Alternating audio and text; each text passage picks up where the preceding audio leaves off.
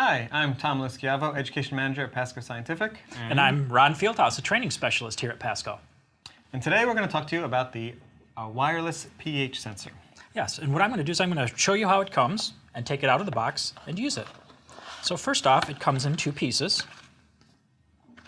We have the actual pH probe and the amplifier box. They connect with a BNC connection, very typical. You just turn it until it clicks.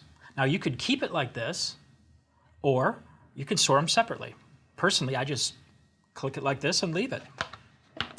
All right, there is a battery in the back which you won't have to change very often, but it's a simple one that you could buy at the grocery store. It's also waterproof. We can dip it in for a few moments and you shouldn't have any problems. So spills are no big deal. All right, it comes with a storage solution. I'm going to pull that off. This is a 4 molar potassium chloride solution. It's going to get spilled in your classroom. We sell replacement. You could make your own also. The top, we can either slide all the way or simply take it off. I like to take it off.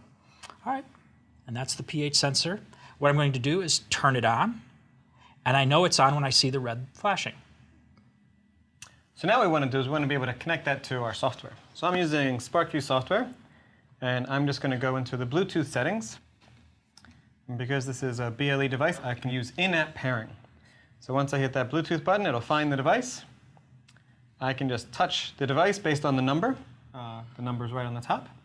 So if there's a classroom full of them, you can identify the correct one. Once I touch it, it'll know that it's connected because this green battery will show up, and because the light's starting to turn green. So I'm going to hit done, and now my pH measurement will show up on the screen. So in most cases, if you're just doing relative measurements of pH, then you can just start using the pH sensor right now. If you feel like you need to calibrate, then there is an easy way to calibrate, and you can check out our separate video for doing that. But you'll just use some pH buffers. 2 buffer solutions. In there for a moment, put it in there for a moment, and it's pretty much calibrated. Right. And that's very useful if you want to do very quantitative measurements, or if you notice that your pH sensor is a little bit off and you want to recalibrate it. So let's take a quick measurement and do a little quick experiment. Okay, I've got some vinegar here. So when I place it in here, I would expect the pH to move towards the acidic level. So, and it does. It's definitely acidic. It's down around 2.6 right now. About 3. That's what I would expect for vinegar. So right on my home screen, I'm just going to touch that measurement to create a graph. And I'm going to simply touch the green button to go. And there's my pH on a graph. And we'll see that change by adding a base. I've got a little Alka-Seltzer here, which is going to buffer that solution. So I'm going to stir it just a little bit to make sure I got a nice even mixing of the chemicals.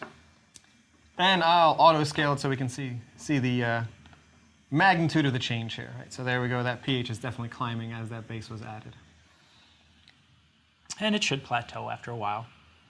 So that's a quick overview of the pH sensor. Out of the box, what to expect.